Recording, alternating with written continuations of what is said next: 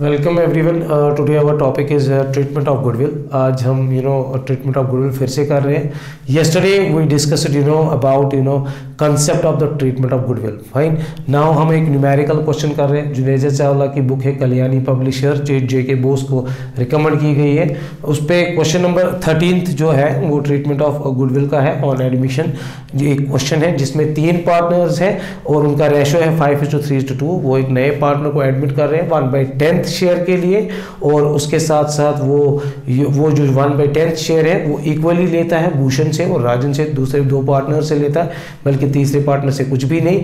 और कैश अपने साथ लाता है 50,000 50,000 एंड विद उसमें इंक्लूडिंग होती है गुडविल 10,000। इसका मतलब capital 40,000 and 10,000 for the premium of goodwill.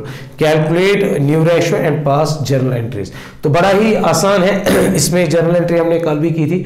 एक सिंपल सी सिचुएशन है, नए पार्टनर को एडमिट किया, उसको एक तो कैपिटल भी लानी है और गुडविल भी लानी है। What will be the treatment, क्या रहेगी ट्रीटमेंट। फाइन, तो इसमें अगर कैश लाया गया है, मैं जर्नल एंट्रीज की बात करूं, कैश लाया गया है, डेबिट किया गया है 50,000। इसमें जो साहिल है, साहिल कैपिटल अकाउंट जो उसकी कैपिटल है वो 40,000 है एंड जो premium for goodwill account 10,000। Fine, ये है उसमें एंट्री। तो प्रीमियम फॉर गुडविल जो उसने कंपनसेशन लाया, इसके लिए जो उसको प्रॉफिट में से शेयर मिला 1/10 शेयर जो उसको मिला, वो उसने इक्वली भूषण से और राजन से एक्वायर किया। मतलब राजन कैपिटल अकाउंट एक्वायर किया और वो भी इक्वली 5,000 5,000। और फर्दर कोई इंफॉर्मेशन है नहीं, ठीक है, फर्दर कोई इंफॉर्मेशन नहीं है। और कहा गया है कैलकुलेट न्यू रेशियो इक्वली 1:1 हम देखेंगे इसका। इसमें भूषण है, गोविंद है एंड राजन है, 3 पार्टनर्स है, 5/10 3/10 2/10 इनका ओल्ड रेशो है। फाइन, और इन्होंने साहिल को लाया है जिसका 1/10 शेयर है। फाइन, और यहाँ पे सेक्रीफाइस हुई है, सेक्रीफाइस की है भूषण ने 1/2 1/10 शेयर 1/2 में, और राजन ने 1/10 उसको दिया इक्वली 1/2 में। यहाँ पे इनकी सेक्रीफाइस 1/20 और 1/20 जिसको हम शॉर्ट में 1:1 भी कह सकते हैं।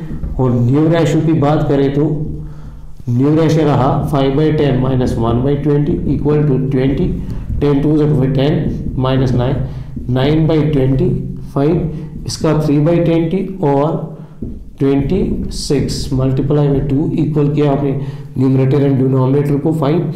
तो 2/10 प्लस 1/20 इक्वल टू 20 10 2 to 4 -1 3/20 और 20/2 that is 9:6:3:2 is the new ratio.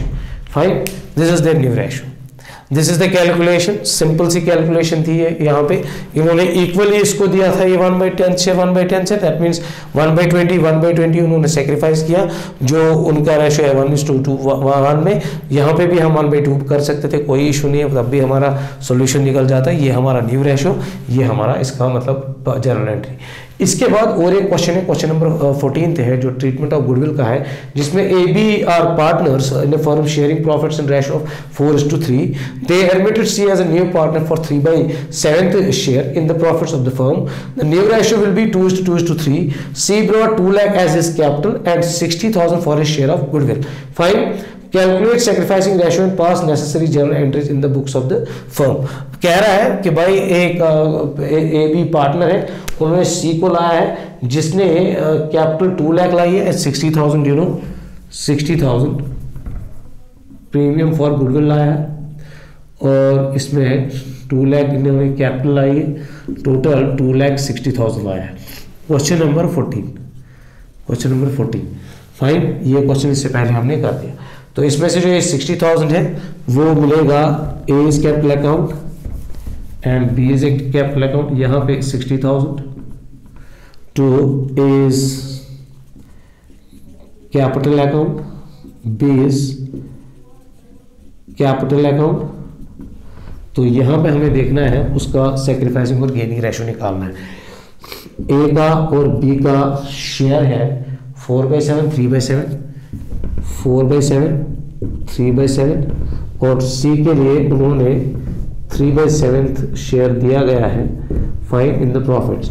और उनकी सेक्रीफाइस अगर हम चेक करें तो उन्होंने न्यू रेशो पहले ही डिसाइड कर दिया है जो है 2/7 और उसको 3/7 पहले ही दिया था और 3/7। न्यू रेशो भी डिसाइड किया है, ओल्ड माइनस न्यू हो गई sacrifice, that is 4 - 2 that is 2/7 इसकी sacrifice, 3/7 - 2/7 that is 7, 3 - 2 that is 1/7, ये इसकी सेक्रीफाइस। और सेक्रीफाइस अगर दोनों की ऐड करेंगे तो इसका न्यू रेशो आ जाएगा। तो इनकी सेक्रीफाइस 2:1 है, ठीक है।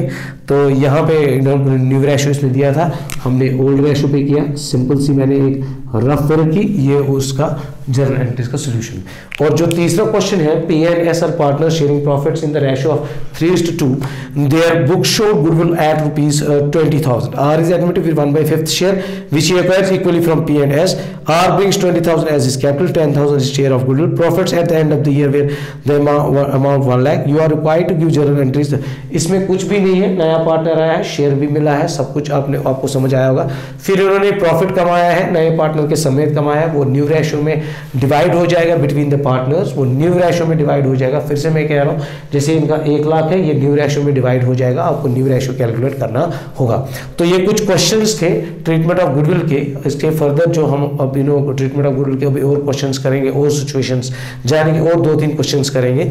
और हिडन गुडविल का कांसेप्ट का एक क्वेश्चन नंबर 24-25 है इसमें, तो वो भी हम इसमें चेक करेंगे और पता करेंगे कि क्या होता है। वन मोर थिंग, ये हमारे अब जो हम लेक्चर्स के एंड में हम जो करते हैं, हमें कॉमर्स गुरु का एक विजन स्टेटमेंट हम डिस्कस कर रहे होते हैं। हमारा जो विजन स्टेटमेंट है, आज के बाद हम कंप्लीटली जो हमारे फर्दर कुछ लेक्चर्स होंगे, हमारे कुछ कंटेंट्स जो अब आने वाले हैं, वो थोड़ा सा हम चेंज करने वाले हैं।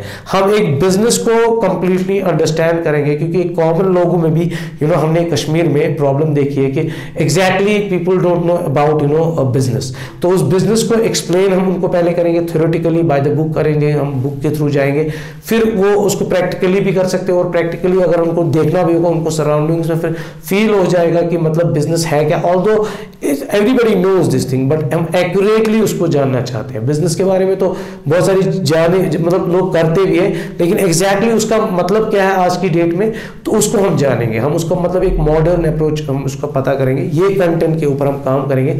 और हम दूसरा कंटेंट ये क्रिएट करने जा रहे हैं, हम बिजनेस आइडियाज डिस्कस करने जा रहे हैं। कश्मीर में जो भी बिजनेस आइडियाज मतलब चलेंगे फर्दर फ्यूचर में, जिनमें मतलब ग्रोथ है, जो यहाँ पे हो सकते हैं, जिनकी पॉसिबिलिटीज कश्मीर में है, जिनकी फिजिबिलिटीज कश्मीर में है। I know it's very difficult to start businesses in Kashmir, but not too difficult कि भाई हम कर ही नहीं सकते, नॉट इम्पॉसिबल, कर भी सकते हैं। अब कुछ ऐसे बिजनेसेस कर सकते हैं जो विद इन द लिमिट्स होंगे, तो हम उन बैरियर्स के बिटवीन हम उन बिजनेसेस को करेंगे, और हमें लीगली लॉफुल बिजनेसेस करने होने होते हैं, ठीक है, उनके ऊपर हमें फोकस करना है। हम वो बिजनेस आइडियाज डिस्कस करेंगे, जिससे मतलब यहाँ के पब्लिक को, यूथ को बहुत हेल्प हो जाएगी।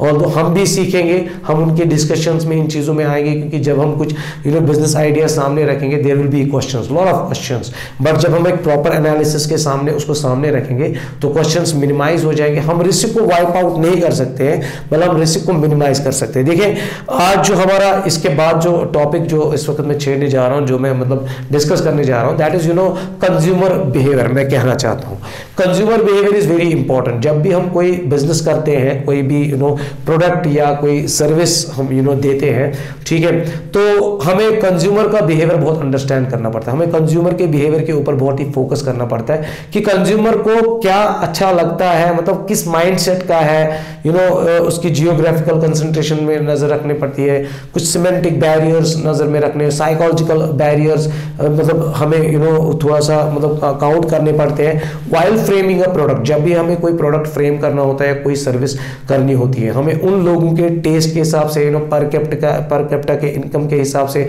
उनके स्टाइल के हिसाब से वो उस प्रोडक्ट को हमें देना पड़ता है। ऑल्दो हम यहाँ से भी कोई चीज दे सकते हैं, क्रिएट कर सकते हैं जो उनको अच्छा लगेगा, लेकिन उसमें भी हमें कंज्यूमर का बिहेवियर स्टडी करना है कि कैसे हम इसका डेवलप कर सकते हैं, इसका बिहेवियर चेंज कैसे कर सकते हैं, इन्फ्लुएंस कैसे कर सकते हैं हमारे प्रोडक्ट से, या इसी के अकॉर्डिंग हम इसका प्रोडक्ट बना सकते हैं। तो बहुत ही इजी है, बट थोड़ा सा हेक्टिक है, थोड़ा सा वॉच आउट करना पड़ता है, कंज्यूमर को स्टडी करना पड़ता है, एनालिसिस करनी पड़ती है, इसके लिए हमें लोगों से मिलना पड़ता है, थोड़ा सेल्स करना पड़ता है, सो दैट कि हम कंज्यूमर की एनालिसिस डिफरेंट सेक्टर्स में हमें कोशिश करनी पड़ती है सेल्स करना। जब हम सेल्स करते हैं, हम directly we come into cross with directly customers के साथ आते हैं, तो उनके साथ बातचीत करते हैं, फाइन।